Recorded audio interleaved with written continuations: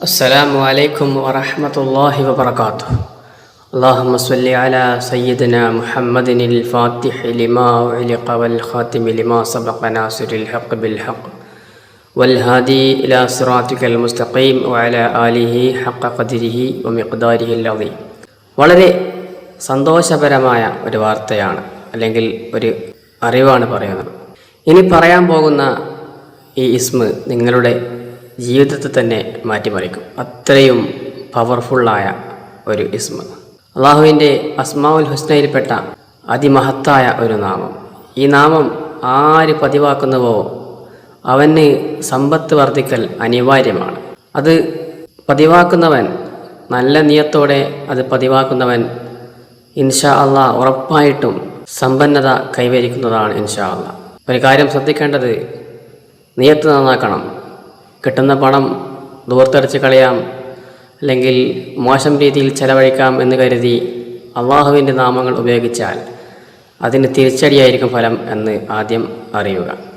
അല്ലാതെ നല്ല നിയത്ത്, സ്വന്തം കാര്യം മറ്റുള്ളവരുടെ മുന്നിൽ കൈനീട്ടാതെ ജീവിക്കാനും പാവങ്ങളെ സഹായിക്കാനും ദീനിയായ കാര്യങ്ങൾക്ക് സഹായിക്കാനും സ്വന്തം വീട്ടുകാർക്കും നാട്ടുകാർക്കും പ്രയോജനപ്പെടുന്ന രീതിയിൽ നാളെ ഉപയോഗിക്കണം എന്ന നിയത്തിൽ, ദുനിയാവിലും നല്ല കാര്യത്തിനും നാളെ ആഖിറത്തിന് വേണ്ടിയും ഉപയോഗിക്കണം എന്ന നിയത്തിൽ സമ്പത്തിന് വേണ്ടി ഒരാൾ ഈ ഇസ്മ പതിവാക്കിയാൽ ഉറപ്പായും അത്ഭുതം കാണും ഇൻഷാ അള്ളാഹ്.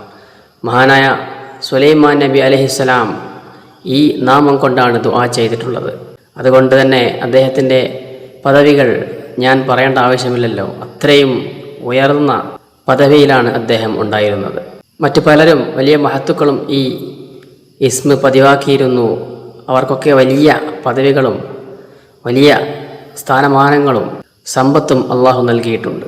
പതിവാക്കിയവർക്കൊക്കെ അള്ളാഹു നൽകുകയും ചെയ്യും ഇൻഷാ അള്ളാഹ്. പറയുന്നത് അസ്മാഉൽ ഹുസ്നയിൽപ്പെട്ട യാ വഹാബ് എന്ന നാമമാണ്. വലിയ പവറുള്ള ഇസ്മ. ഒരാൾ സുജൂദിൽ കിടന്ന് യാ വഹാബ് യാ അള്ളാഹ് എന്ന് 7 തവണ പറഞ്ഞാൽ അവന് ഇൻഷാ അള്ളാഹ് താമസിയാതെ അത്ഭുതം കാണാം. ഇനി അല്ലാത്തവർ അതിന് പുറമെ, അതിന് കൂടെ ഇശാ നിസ്കാരത്തിന് ശേഷം അല്ലെങ്കിൽ ഏതെങ്കിലും നിങ്ങൾക്ക് കഴിയുന്ന സമയത്ത് വീടിന് പുറത്തേക്കോ മറ്റോ ടെറസിലോ ഇറങ്ങി നിന്ന് ആകാശത്തേക്ക് നോക്കി യാ വഹാബ് യാ അള്ളാഹ് എന്ന് 111 തവണ ചൊല്ലുക.